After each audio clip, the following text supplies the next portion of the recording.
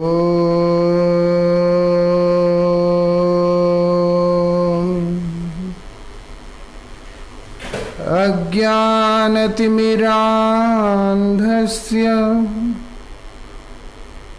ज्ञानाञ्जनशलाकया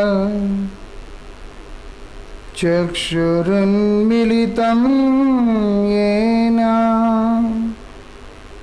तस्मै श्री गुरवे नमः। नमः ॐ विष्णुपादाय श्रीगौरप्रियमूर्तये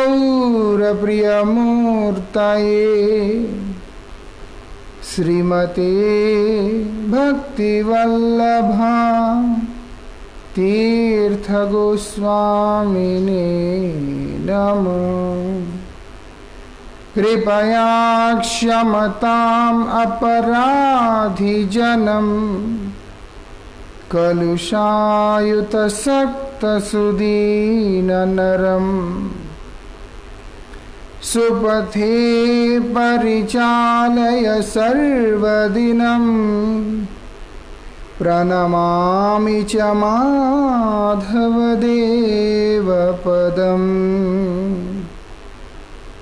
पतित पावन परम करुणामय परमाराध्यतम शिल गुरुदेव नित्य लीला प्रविष्टोम विष्णुपाद अष्टोत्तर शतश्री श्रीमद शिल भक्ति वल्लभ तीर्थ गोस्वामी महाराज जी के श्रीपाद पद्म में असंख्य कोटि साष्टांग दंडवत प्रणाम करते हुए उनकी अहेतु की कृपा प्रार्थना करता हूँ।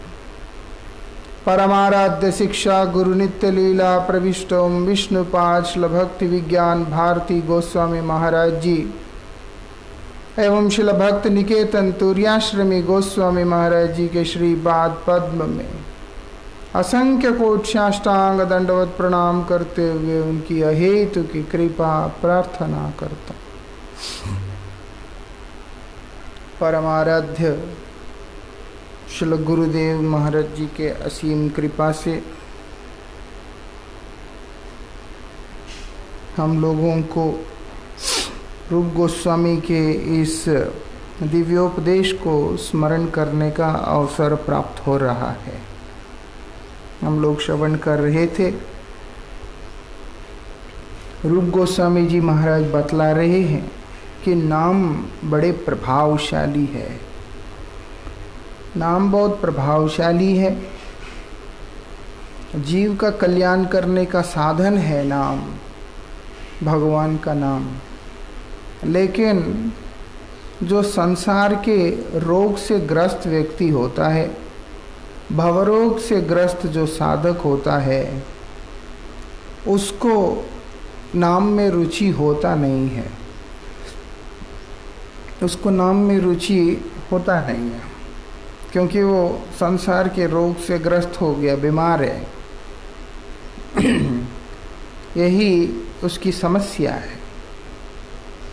लेकिन जिस प्रकार से पित्त रोग हो गया, मुंह में कड़वाहट भर गया उसका, इसलिए उसको मिश्री भी मीठा अनुभव नहीं होता है। वो जबकि मिश्री का स्वभाव के अंदर मिठास है, लेकिन उसको खाने वाला जो व्यक्ति है उसको वो मिठास का अनुभव होता नहीं है, उसको मीठा लगता नहीं। कारण ये है कि मिश्री का समस्या नहीं है, कारण जो है उसका अपना समस्या है कि बीमारी है, उसको रोग हो गया है। तो इसी कारण से यहाँ पर बतला रहे हैं, बोलते हैं लेकिन लगातार उस चीज़ को ग्रहण करने पर, लगातार ग्रहण करने पर उसको उसमें से वो निकलता है और उसे उसका स्वाद भी आने लगता है, नाम का स्वाद भी आने लगता है। श्रील भक्तिविनोद ठाकुर बतलाते कि देखो चैतन्य महाप्रभु ने क्या किया। श्री चैतन्य महाप्रभु ने रूप गोस्वामी को चुना, जिनके माध्यम से उन्होंने नाम का भी प्रचार खूब किया। नाम का महिमा का कीर्तन भी रूप गोस्वामी के माध्यम से उन्होंने कराया। इसीलिए श्री भक्तिविनोद ठाकुर बोलते हैं, श्री रूप वदने श्री सची कुमार, सची माता के जो पुत्र है सचिनंदन गौरहरि, रूप गोस्वामी के मुखारविंद से क्या किया उन्होंने? स्वानाम महिमा करील प्रचार, अपने दिव्य नाम की जो महिमा है उसका प्रचार कराया। इसलिए बतला रहे रूप गोस्वामी ने नामाष्टक की रचना की है और नामाष्टक की रचना करके नाम की महिमा को वो बतला रहे हैं। श्रील भक्तिविनोद ठाकुर जी महाराज इसीलिए बोल रहे हैं, हर प्रकार से आश्रय जो लेना है वो नाम का लेना है, नाम का आश्रय लो, क्योंकि तुम्हारे सभी रोग नाम प्रभु के कृपा से ही चले जाएंगे। तुम्हें नहीं मालूम, तुम चिंता भी नहीं कर सकते हो कि कृष्ण नाम में कितना बल है, कितना ताकत है। बोलते हैं कितना ताकत है वो तुम कल्पना भी नहीं कर सकते। कल जैसे हमने चर्चा किया, हमारा हृदय मरुभूमि की तरह है, हमारा हृदय मरुभूमि की तरह है, क्योंकि संसार में फंसा हुआ हर व्यक्ति का हृदय मरुभूमि की तरह ही है। उसको कोई अंत दिखता नहीं, दिशा दिखता नहीं, और तो और उसको कोई आश्रय भी दिखता नहीं है जहाँ पर जाके वो अपने आप को बचा सके, ऐसा कोई आश्रय भी उसको दिखाई पड़ता नहीं। और ये जल किससे रहा है? सूर्य के ताप से। और ये सूर्य के ताप की तुलना किसके साथ किया? जो विषयों के प्रति जो हमारी वासना है, जो हमारी प्रबल आकर्षण है, बोलते हैं उसके साथ में तुलना किया। वो एक आग की तरह, जैसे आग का गोला होता है,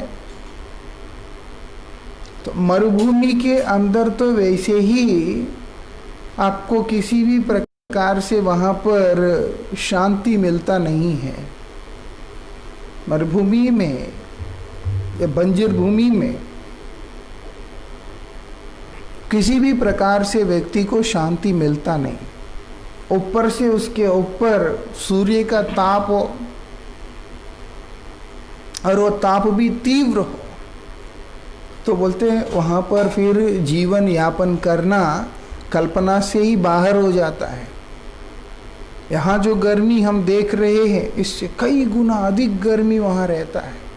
थोड़ा बहुत मकान होने के कारण, थोड़ा बहुत पेड़ पौधे इत्यादि होने के कारण यहाँ पर फिर भी व्यक्ति रह सकता है। वहाँ पर ना कोई पेड़, ना कोई पौधा, कुछ भी नहीं। तो इसलिए हृदय जो है संसार में आबद्ध होने के कारण स्वाभाविक रूप से ही मरुभूमि की तरह हो गया है।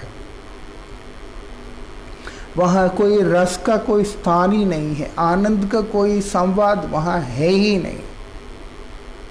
और ऊपर से जो है वो जल रहा है, किससे? ये विषयों की जो वासना से जल रहा है। कोई कम कष्ट नहीं है, भयंकर कष्ट है। ये संसार में फंसा हुआ व्यक्ति, कभी उसको शब्द चाहिए, कभी उसको स्पर्श चाहिए, कभी उसको रूप चाहिए, कभी रस चाहिए, कभी गंध चाहिए।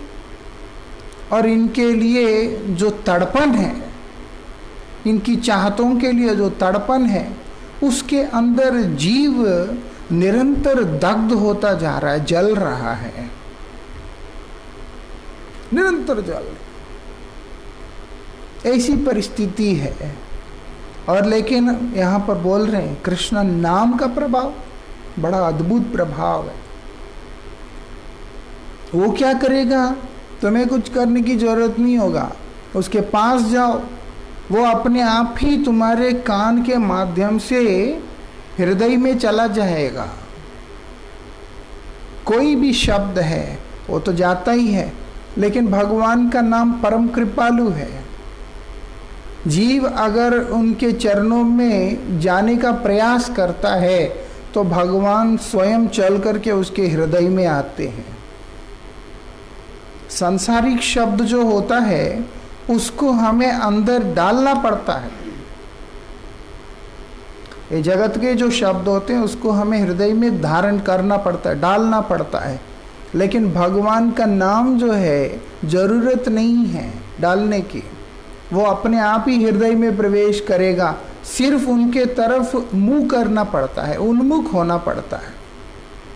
क्योंकि नाम तो चिंतामणि है, नाम तो पूर्ण चेतन है, नाम तो स्वरूप से अभिन्न है, इसीलिए वो मूर्तिमान रूप है।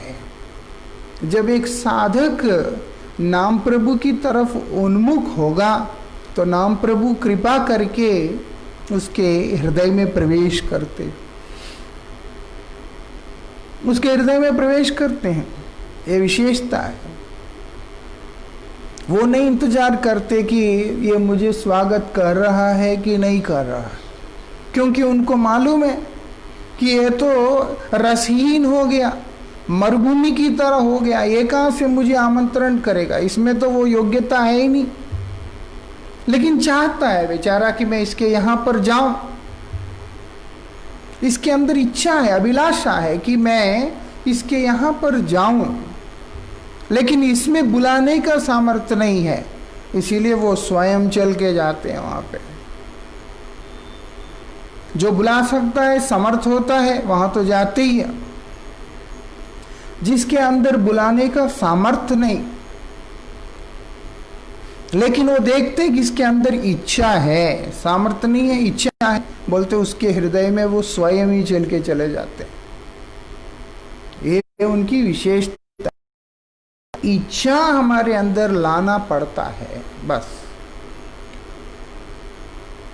हमारा इच्छा ही, निष्कपट इच्छा ही हमारा साधन है। निष्कपट इच्छा ही हमारा साधन है। और उसके बाद उनका कृपा, उसके बाद हमें और कुछ करना नहीं पड़ता। संघर्ष नहीं है, क्योंकि संसार में जो जीव संघर्ष कर रहा है बचने के लिए, उसको देख करके ही भगवान का हृदय इतना द्रवीभूत हो जाता है कि वो और जीव को किसी उलझन में या संघर्ष में डालते ही नहीं है। इधर तो संघर्ष करना ही है दुनिया में, और जितना मर्जी संघर्ष कर लो, कोई भी विषय कभी भी तृप्त होता ही नहीं। इसलिए हमारे पूर्वाचार्य बोलते हैं, काम आदि सभी का मैंने बहुत सेवा किया, लेकिन कभी भी वो मेरे ऊपर प्रसन्न हुए नहीं है। काम, क्रोध, लोभ, मोह इत्यादि का बहुत सेवा किया, उनके अधीन चला, लेकिन कभी भी वो मेरे ऊपर प्रसन्न हुए ही नहीं है। उन्होंने मुझे अपना दास ही बना के रखा। अब मैं भगवान का पादपद्म में आश्रय लेने जा रहा हूं। ऐसा भगवान के पादपद्म में क्या है? विश्राम है। भगवान के पादपद्म में क्या है? शांति है। भगवत पादपद्म में प्रेम है, समर्पण है, ये सब कुछ है। और भगवान की ऐसी कृपा कि एक साधक को भटकने नहीं देते, केवल उनकी तरफ उन्मुख होने मात्र से ही वो उनको अपना लेते हैं। इसलिए यहां पर बताया, हम उनकी तरफ उन्मुख होंगे क्योंकि भगवान का नाम है, शब्द रूप में विराजमान है, इसीलिए वहां पर उन्मुखता कान के माध्यम से किया जाता है। शब्द की तरफ उन्मुखता आंख नाक से नहीं होता, वहां पर होता है कान से। इसीलिए बोलते कान नाम प्रभु के चरणों में देना है। इसलिए हरिनाम भी जब हम करते हैं, मुख से बोलना होता है, साथ ही वो कान से सुनना भी होता है,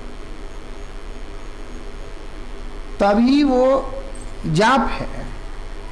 कान से सुना नहीं,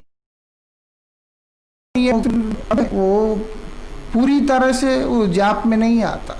नाम प्रभु है, परम दयालु है, मुख से उच्चारण करने से उसका लाभ तो होता ही है, लेकिन पूर्ण जो लाभ है नाम करने का वो तभी संभव पर होता है जब वो नाम करता हुआ व्यक्ति उस नाम को कान के माध्यम से श्रवण भी करता है,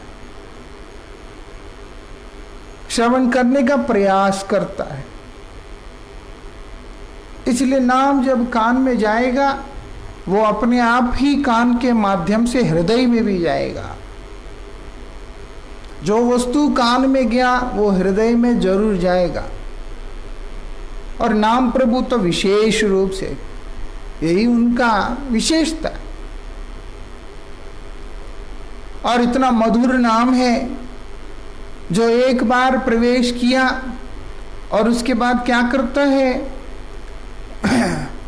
उपमा से परे है कि मतलब उसका स्वाद किस प्रकार से है, वो रस किस प्रकार से है, कोई शब्दों में वर्णन भी नहीं कर सकता। ऐसे अलौकिक अमृत को वहां पर बारिश कर देता है, वर्षा कर देता है। ये विशेषता है। मरुभूमि है, जल रहा है, तवे की तरह जल रहा है, उसके ऊपर अमृत बरसा रहा है। कितना आनंद होता है। एक बूंद पानी मिल जाए तो भी आदमी अपने आप को धन्य समझता है। ऐसे स्थान में एक बूंद पानी मिल जाए तो भी धन्य समझता है, और ऐसी जगह पर अमृत वर्षा कर देता है नाम।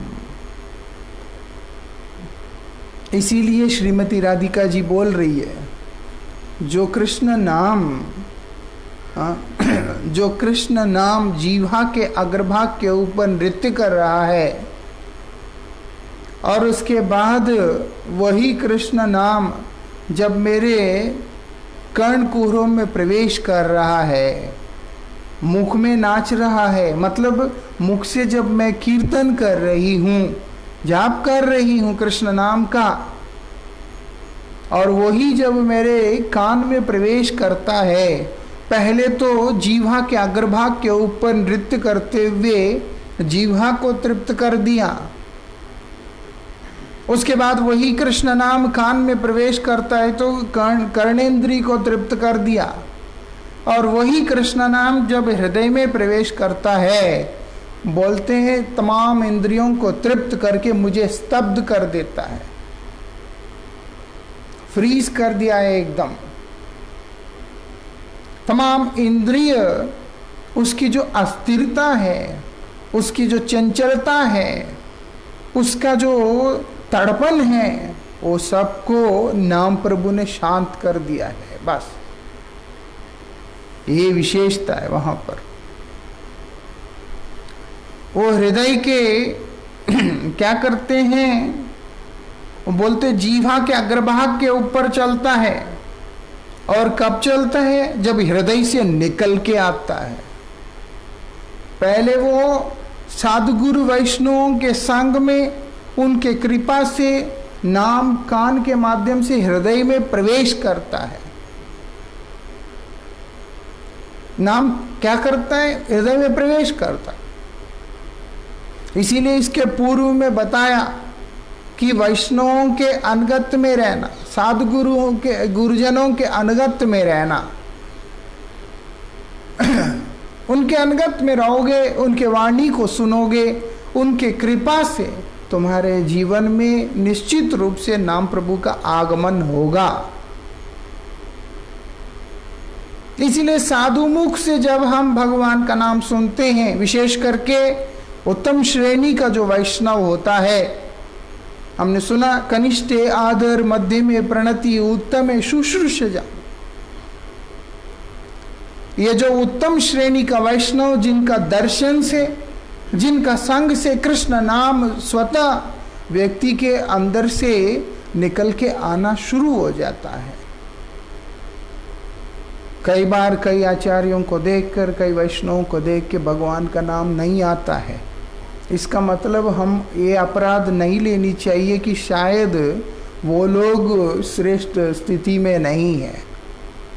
हमें एक चीज हमेशा समझना चाहिए, जीव नित्यबद्ध होने के कारण ये जीव का ही दोष है, गुरु वैष्णवों का दोष नहीं है, गुरु वैष्णवों का दोष नहीं है। लेकिन होता यह है, जब हम गुरु वैष्णवों के पास जाते हैं, विशेष करके उत्तम श्रेणी का जो वैष्णव होता है, हमारे अंदर से आ जाता है कि मुझे भजन करना चाहिए, मुझे भजन करना चाहिए, मैं नहीं छोड़ सकता, ये वाली भाव आता है। लेकिन पाषाण हृदय होने के कारण, अपराधी हृदय होने के कारण, अनेक जन्मों से संसार में बद्ध होने के कारण ये भाव तुरंत नहीं भी आ सकता। ये भाव जरूरी नहीं कि तुरंत आ जाएगा। जिस प्रकार से एक पाषाण के ऊपर पड़ता हुआ जल का बिंदु, वो प्रथम बिंदु ही इतना प्रभावशाली है कि उसने उस पाषाण के ऊपर छिद्र करना आरंभ कर दिया, लेकिन दीर्घ काल तक वो बिंदु का उसके ऊपर पड़ते रहने पर वो छिद्र तभी हम लोगों को दिखाई पड़ेगा, अन्यथा वो दिखाई नहीं पड़ेगा। ऐसा नहीं कि अचानक हो गया, वो पहले बूंद से शुरू हुआ लेकिन प्रकट नहीं हुआ। इसीलिए क्योंकि वो वस्तु इतना पाषाण है, वो मिट्टी का ढला हो तो एक बूंद गिरने पर वो गल जाएगा, लेकिन वो तो पत्थर है। इसीलिए जो वस्तु जितना सख्त होता है, जो वस्तु जितना बद्ध होता है, उसमें विकार आने में उतना समय लगता है, लेकिन आएगा ही आएगा।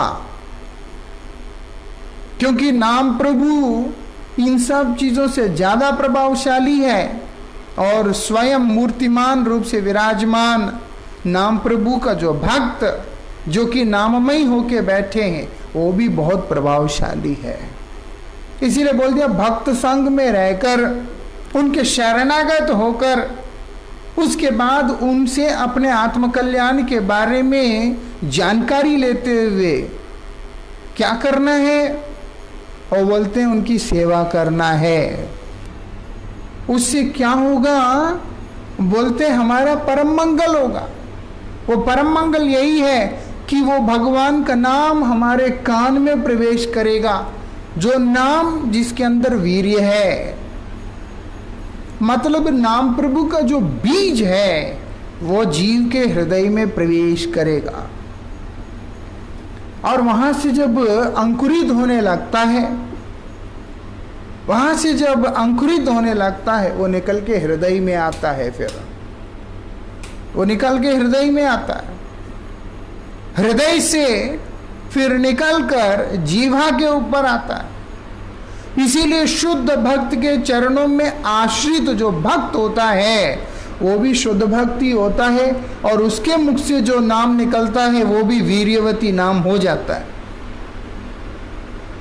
क्योंकि भक्ति तो संजात है, संग से प्राप्त होता है। जैसे भक्तों का संग करते हैं, उनके हृदय में जो भक्ति है वही सामने वाले के अंदर भी आ जाता है। ये उसका वैशिष्ट्य है।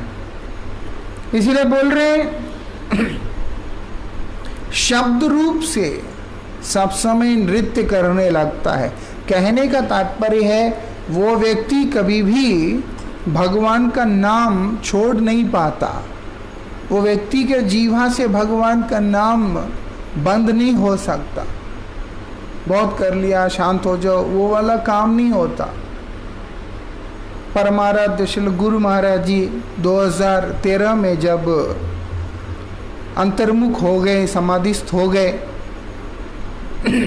उस समय बाहर की दुनिया से कोई लेना देना ही नहीं था उनका, पूर्ण रूप से वो अंतर्मुख होके चल रहे थे।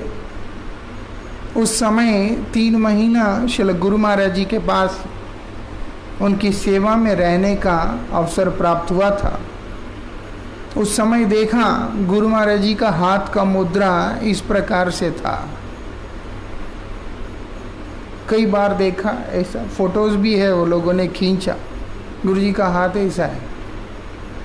क्या करते हैं देखने के लिए, जो कमरे में रहने वाले, हम उस समय 8 ब्रह्मचारी थे, सबने अपने अपनी माला गुरुजी के हाथ में दे दिया।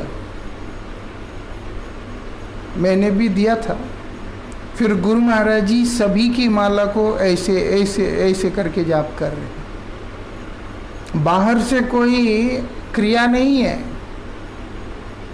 किसी के साथ में कोई वार्तालाप नहीं है, पहचान नहीं, कुछ भी नहीं है। लेकिन जिस समय हाथ में माला आया, और अगर साइंस के हिसाब से देखते हैं कि गुरुजी को सिर में असुविधा था, उस कारण से जो है कुछ पहचान में नहीं आता, कुछ समझ में नहीं आता, कुछ भी नहीं एक तरह से उन लोगों के हिसाब से। लेकिन जब हाथ में माला दिया और हम लोग महामंत्र जाप कर रहे हैं समझने के लिए, और एक एक मंत्र हो रहा है, एक एक मन का जा रहा है, ये स्वयं देखा, ऐसा नहीं कि इसने उसने हमको कहा है। अपना खुद का माला गुरुजी के हाथ में देके देखा।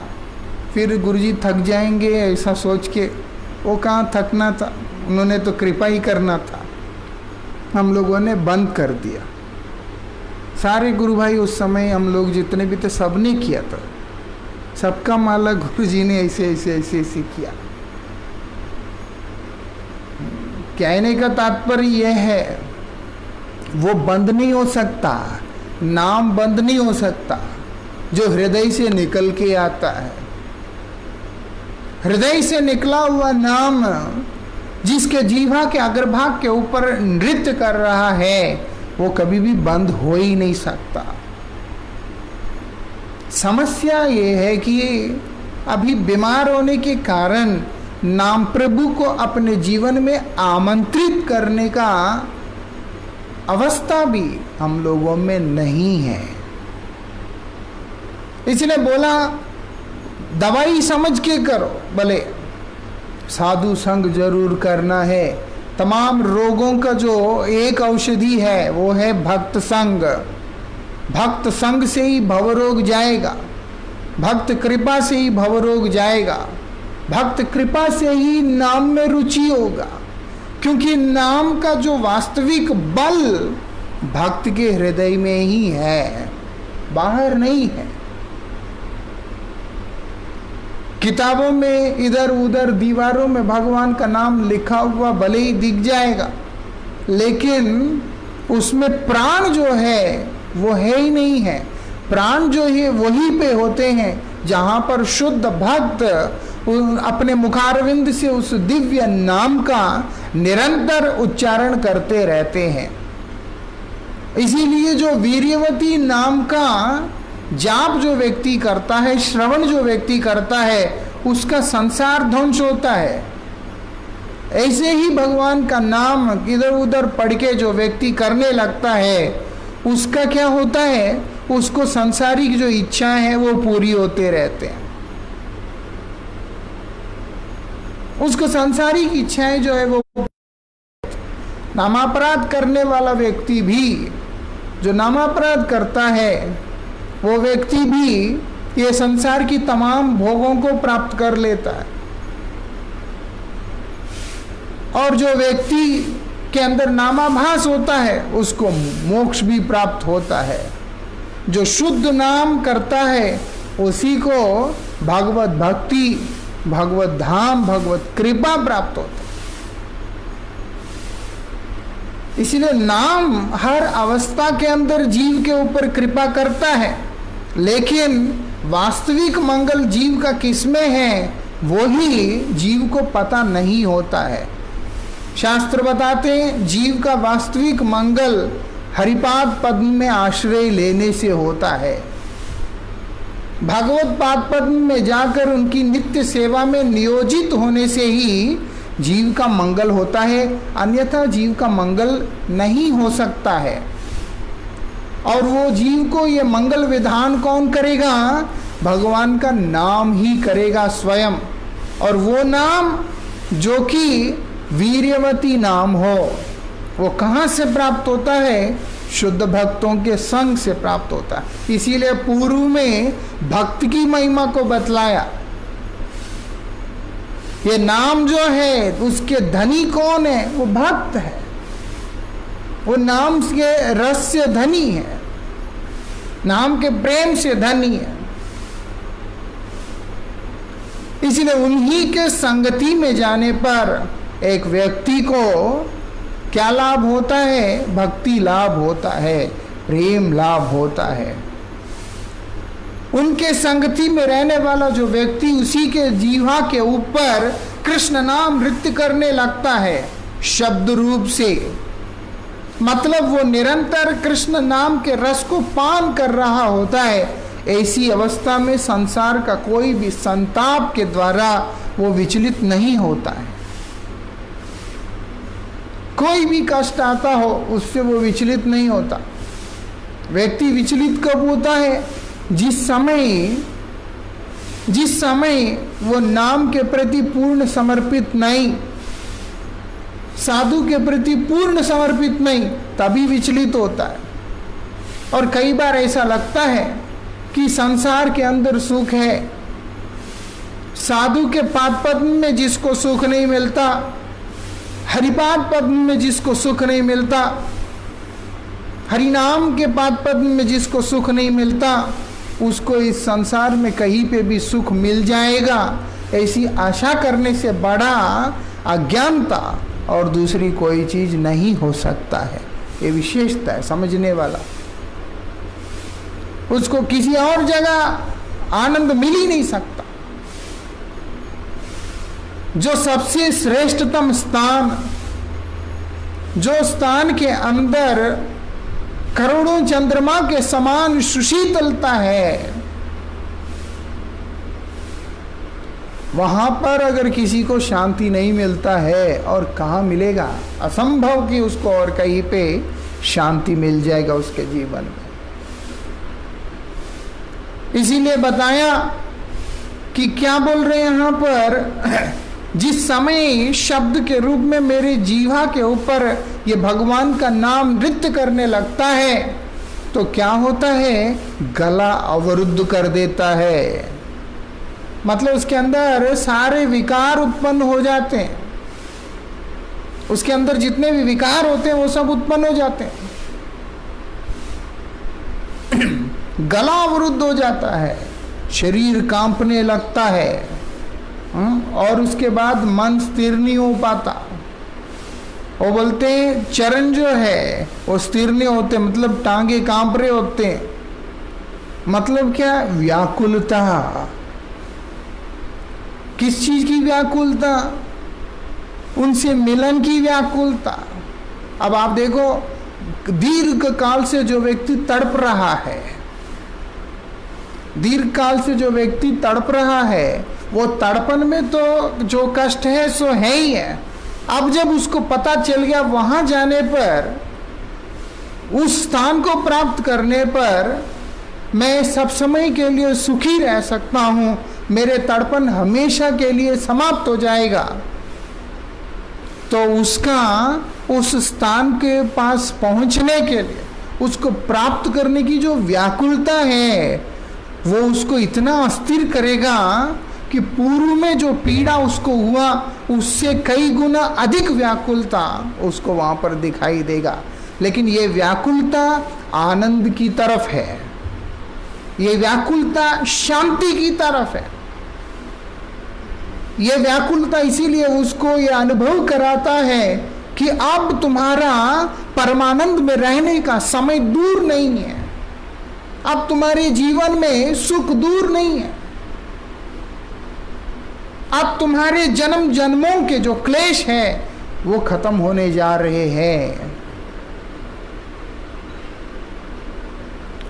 और ये आनंद की व्याकुलता कि भगवान का नाम हृदय में प्रविष्ट होने के बाद जब जीवा से निकल के नृत्य करने लगता है, वो जो रस प्रदान करता है,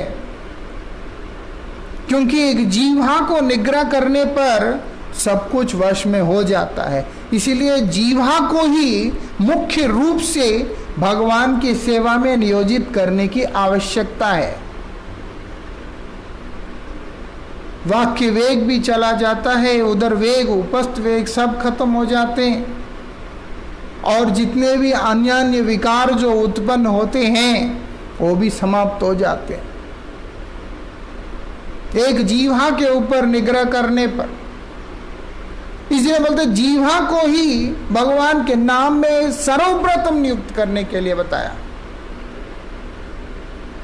जीवा को ही सर्वप्रथम नियुक्त करने के लिए बोला भगवान का नाम करो, नाम करेगा तुम्हारे तमाम दोष निवारण हो जाएगा, भगवान आकर के तुम्हारे हृदय में बैठ जाएंगे। अब जो है, जो भगवान का नाम रस प्रदान करता है जीवा को, उससे व्याकुलता और बढ़ रहा है, ये तमाम विकार उसके अंदर अपने आप आ रहे। एक नीरस जीवन में रस भर जाए वो कितना आनंद होता है, वही आनंद उस समय वहां पे हो रहा है। वो बोलते हैं कि क्या होता है, बड़ी अद्भुत बात है। वो बोलते हैं आंखों से जो है धारा प्रवाह, बारिश हो रहा है, अश्रुपात हो रहा है, ये भी प्रेम का विकार है। और क्या हो रहा है, शरीर पुलकायमान हो रहा है और ऐसा लग रहा है कि व्यक्ति मूर्छित हो रहा है, जैसे प्रलय आ गया ऐसे करके भाव वहां पर प्रकट हो रहा है। वो बोलते जैसे कि शरीर जर्जरित हो रहा है, सब कुछ खुल जाएगा, समाप्त हो जाएगा, उस तरीका से लग रहा है। मतलब ये देह में इतना ताकत नहीं है देखा जाए तो, कि वो भगवान का नाम का जो तेज है उसको धारण कर सके, उस आनंद को धारण कर सके, इतना ताकत नहीं है। और दूसरा, वो प्रेम का अभिव्यक्ति भी इसी क्रम से होता है। जो बाहर जो इशारा होता है, बाहर जो प्रकाशित होता है, वो इसी रूप से प्रकाशित होता है। ये बाह्य विकार है।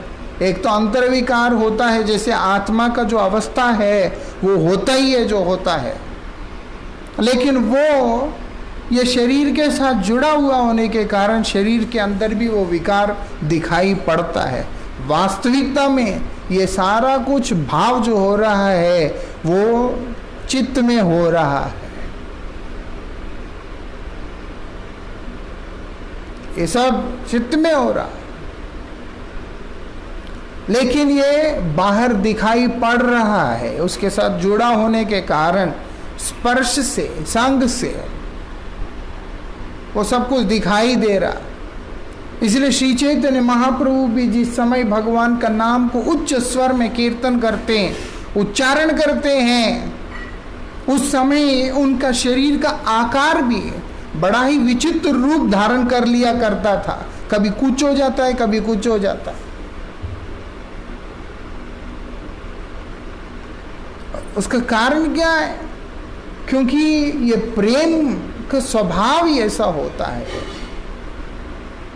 प्रेम का विकार ही ऐसा होता है, आत्मा का आनंद ही ऐसा होता है, जो कि साधारण अवस्था में वो नहीं समझा जा सकता है। बोलते कुछ भी नहीं समझने देता है वो व्यक्ति को, पागल कर देता है। वो पागल किस में है? प्रेम में। संसार में जो पागल होगा वो किसी काम का नहीं होता है, वो यूजलेस है। लेकिन परमार्थ जगत का जो व्यक्ति पागल होता है, वो व्यक्ति ब्रह्मांड को तारण करने वाला बन जाता है।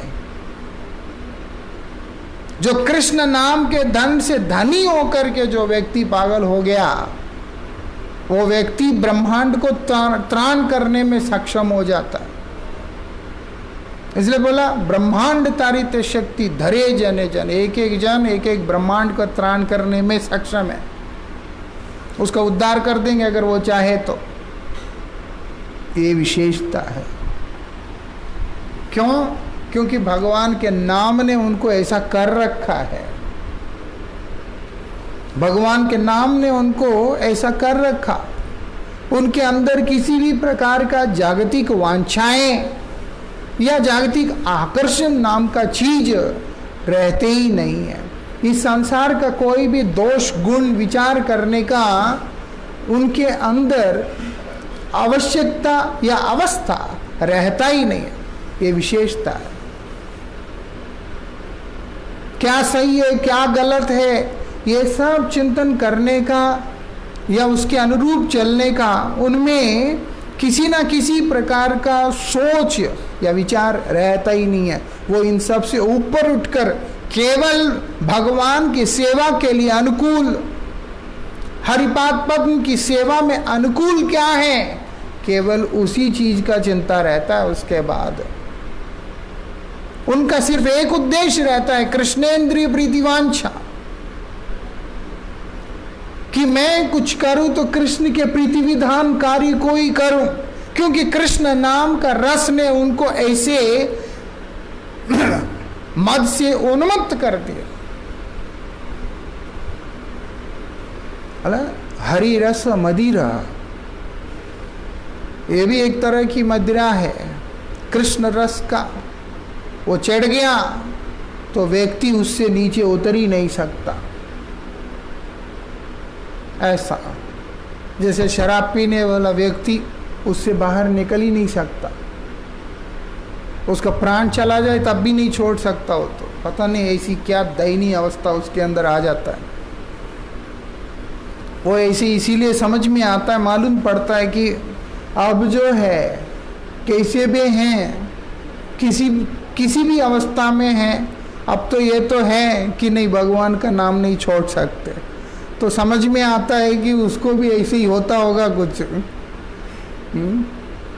चाहे अच्छे हैं बुरे हैं ठीक हैं खराब हैं, कैसी भी स्थिति में हैं जीवन में, भगवान का नाम को गुरुदेव को ये सब छोड़ के रहा नहीं जा सकता। तो समझ में आता है उसको भी शायद ऐसे ही कुछ हो जाता है, वो लोग भी नहीं छोड़ पाते। लेकिन अगर व्यसन करना ही है, सबसे श्रेष्ठतम व्यसन को ही करने से हम लोगों के जीवन में आनंद होता है। वो जो व्यसन जो कि जीवन में क्लेश पैदा करने वाला होता है, ये व्यसन दुनिया भुला देने वाला होता है। क्यों? इसमें फिर व्यक्ति एक तरफ होके बैठा है, भगवान के अतिरिक्त, उनकी सेवा के अतिरिक्त, उनके भक्तों की सेवा के अतिरिक्त और कुछ वहां पर दिखाई नहीं देता, एग्जिस्ट ही नहीं होता।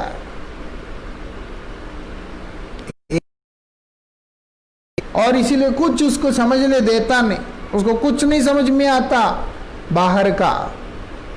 मतलब मूर्ख होता है, परम ज्ञानी होता है। समझ नहीं आता मतलब है कि उसको किसी भी चीज के प्रति कोई आकर्षण इत्यादि नहीं रहता है, उसको किसी भी चीज के प्रति आकर्षण नहीं रहता। उसका आकर्षण का केंद्र केवल गोविंद होते हैं। फिर ये बात है, ऐसा नहीं कि नहीं समझ में आता, समझ तो सब कुछ आता है, लेकिन समझ आना मतलब है कि उस पथ पे चलना। अगर हमें ये समझ आ जाता है कि भगवान का नाम ही सब कुछ करने वाला है, उसके बाद तो कोई काउंसलिंग की या किसी चीज की जरूरत नहीं है, स्वतः व्यक्ति साधन में लग जाता है।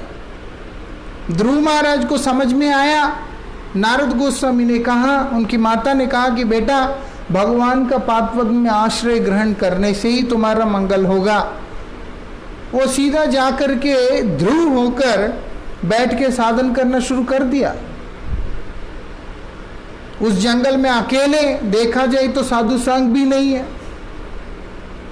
जो संग मिला नारद गोस्वामी के उपदेशों से जो मिलना था वही था। वो जंगल में अकेले बैठे, बैठ करके भगवान का नाम करते करते भगवान को धरती पे बुला लिया। ध्रुव महाराज ने। प्रहलाद महाराज ने माता के गर्भ में ही सीखकर समझ लिया उन्होंने, इसीलिए वो असुर बालकों के बीच में रहते हुए भी कभी भी भगवान से विमुख नहीं हो पाए, भगवान के नाम से विमुख नहीं हो पाए। यहां तक कि हिरण्यकशिपु ने उनका प्राण भी हरण करने के लिए सारी व्यवस्थाएं कर दिया, तब भी भगवान का नाम नहीं छोड़ रहे। इतने छोटा सा शिशु 5 साल के बच्चे होकर ये लोग भगवान के नाम नहीं छोड़ पा रहे हैं। वो दिखला रहे जगत को। अगर समझ में आ गया कोई वस्तु, फिर उसके बाद बात ही क्या है।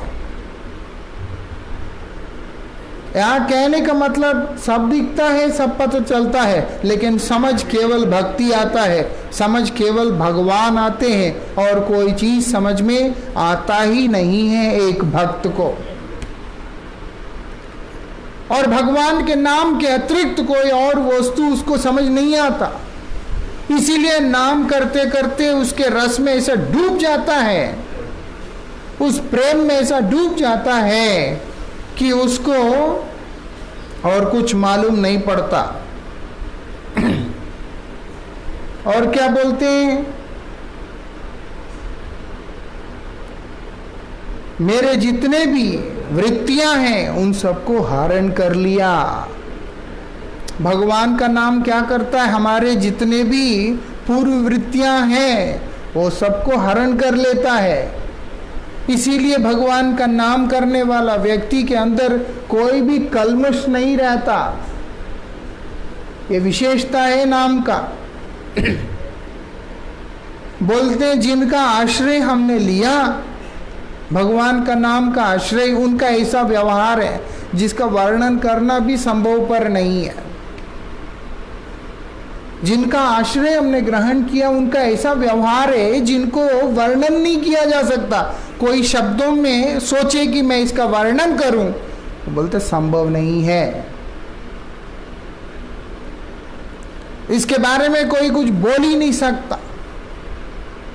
ये हर वर्णन से, हर व्याख्यान से जो परे वाली स्थिति है वो वहां पे आ जाता है।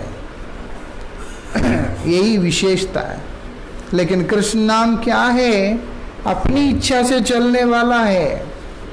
कृष्ण नाम ऐसा नहीं है।